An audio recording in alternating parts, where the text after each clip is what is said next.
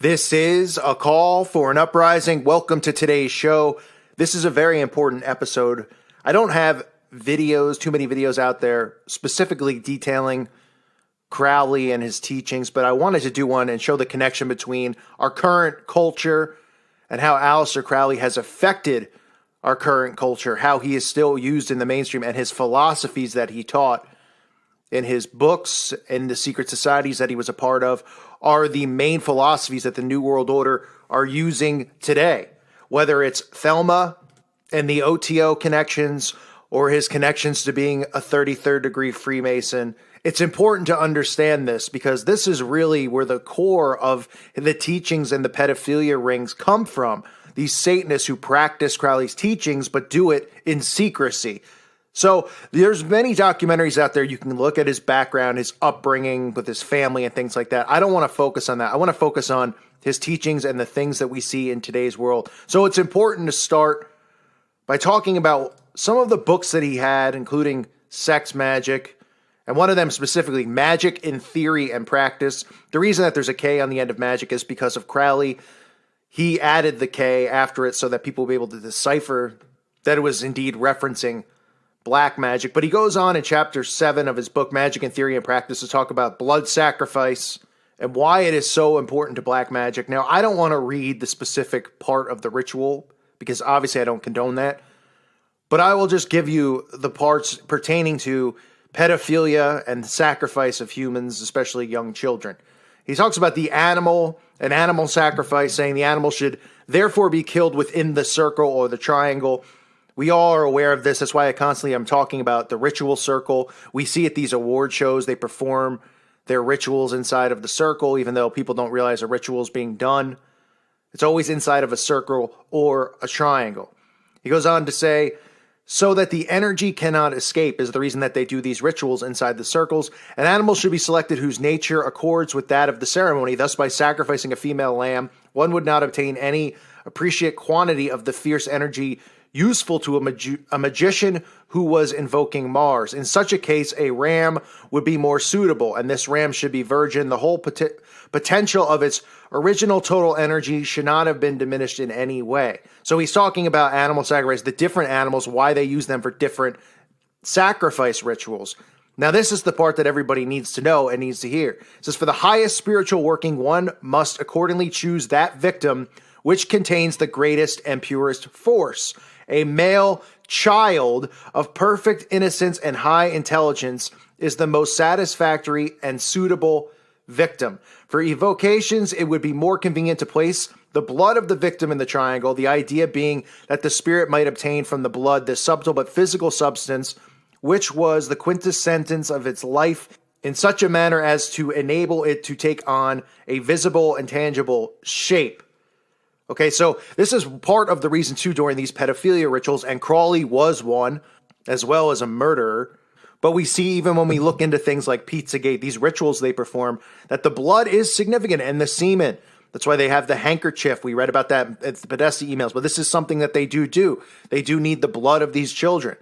Sometimes they are ritually killed. Sometimes they are just used as rape victims for trauma-based mind control.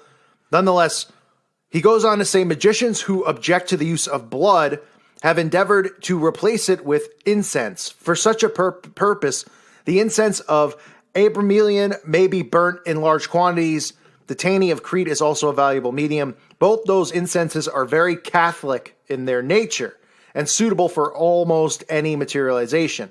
But the bloody sacrifice, though more dangerous, is more efficient, and for nearly all purposes, human sacrifice is the best.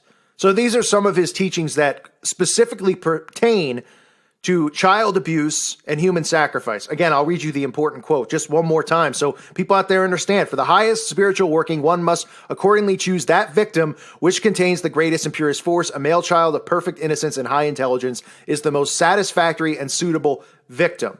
Okay, that is verse 95, chapter 12 of his book, Magic in Theory and Practice. He goes on to say, but the bloody sacrifice, though more dangerous, is more efficient, and for nearly all purposes, human sacrifice is the best, pertaining to performing these black magic rituals. Okay, so when some people out there, they talk about all of this stuff with pedophilia and the pedo rings, it is so important to understand that this is all being followed from his teachings. Okay, and was it going on way before then? Yes. Now, when Crowley was in Egypt on his honeymoon, he took part in magical rituals, which he claims to have received a message from an entity, and that entity communicated with Crowley, which enabled him or gave him the information to write the first 3 chapters of the Book of the Law, which is one of his most popular books. Now let's talk about some of the connections that we see today in our world with Aleister Crowley before we get into more of the garbage, filth, black magic that he taught. Okay? The Book of the Law, which is the basis of Thelema, revolved around 3 philosophies, pretty much. That love is the law, love under will. Love is the law. What have I been saying on this channel? Talking about the love movement, right? To accept everything, to love and be accepting of everything, because this fights against God's law. That love is the law. It's a deception. Of course, another one of the basis of Crowley's teachings is that every man and every woman is a star. We see that in today's world, right? With social media. Everybody's their own star. Everyone makes them out to be a celebrity. Everybody trying to become a star, trying to become famous, musician, actor, you name it. That's part of it, that everyone's their own star, because they teach in the Masonic lodges, these Satanists teach that they are gods amongst us, that they are like Egyptian gods.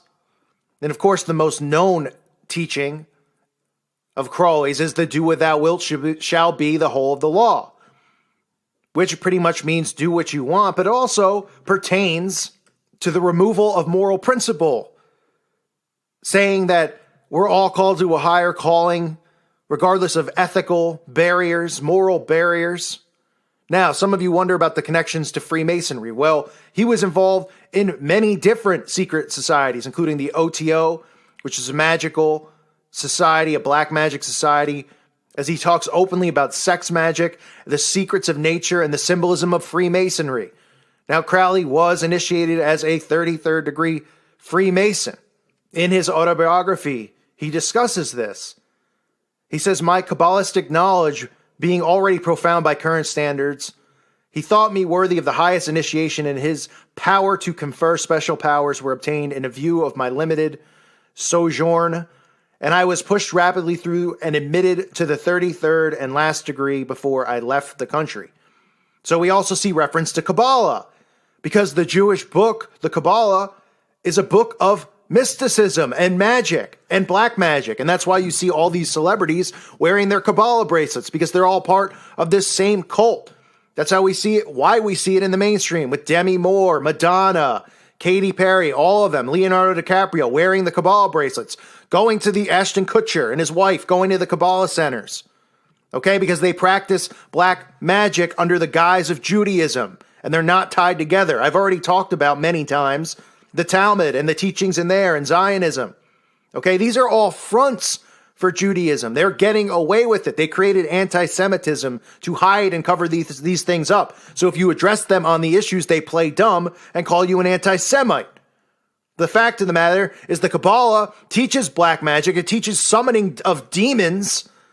And the Talmud endorses pedophilia, amongst many other things.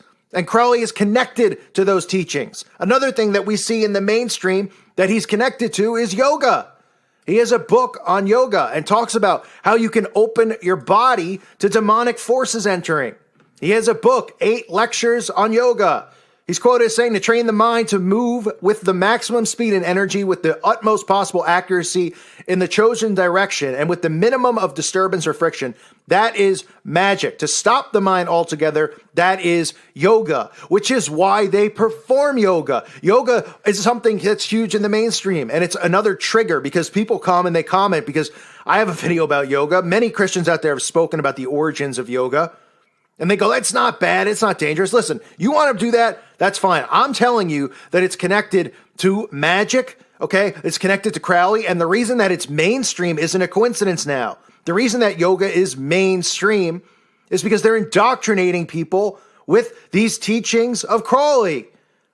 Now, some will say, well, that goes back to India and Hinduism and all that stuff and Buddhism. They use yoga Because not only is it used to stop the mind altogether, but to bring entities into their body. Ever notice the hand symbol during yoga? The 2 sixes? There's nothing that's mainstream that's a coincidence here with these people. It's in the mainstream for a reason. It's almost every single thing, if not every single thing. And listen, Crawley's teachings go way deeper. I don't want to do an hour video here because I want people to be able to digest this and understand who this man is. This man lived a double life as well as a secret agent. People in the mainstream who are connected. He has connections to NASA and Jack Parsons. What a surprise with connections to NASA. Okay? Jack Parsons, another OTO member, another Freemason. He's got connections to L. Ron Hubbard, the creator of Scientology. These people performed black magic rituals out in the middle of the desert. Why did they do that? Because they were trying to bring over demons and entities from the other side. They practice all sorts of pedophilia rituals, which are now being performed today. The OTO still does exist, but it's hidden from us. And people don't know who Crawley is, even though you'll see the things that he taught all around us, such as yoga, such as Kabbalah, the reason that it's being practiced so much more and more by celebrities. There's a reason that he's featured on the cover of the Beatles album. Not by coincidence. Jay-Z wearing his shirt with the Do Without Wilt. Led Zeppelin featuring Crawley. Jimmy Page of Led Zeppelin buying the house where he performed these rituals. Because all of these people are Satanists. They all practice and participate in these black magic rituals. And there's many divisions within the occult. There's the OTO, Masonry. These people are members of many different ones. Crawley was a member of so many different covens and cults. He was thrown out of some, allowed to remain in others. We know about the cult of 777.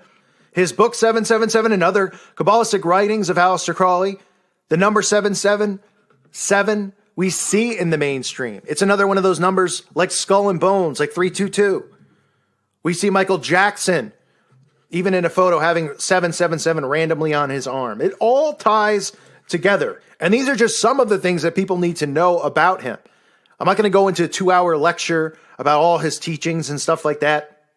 Because, listen, magic is magic. It's bad. It's no good. But it's important to realize that these Satanists who follow his teachings, who pretend that they don't know who he is, they pretend that they follow the Anton LaVey teaching, you know, the soft version of Satanism in the Satanic Bible. This is what they follow. These are the rituals that they're doing.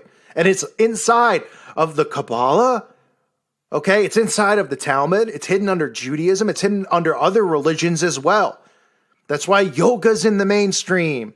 That's why we see the do without wilt mindset, right? And those 3 important things that he was teaching. And Thelma, do without wilt shall be the whole of the law. Love is the law. Love under will. These are the same themes we see now with the New World Order.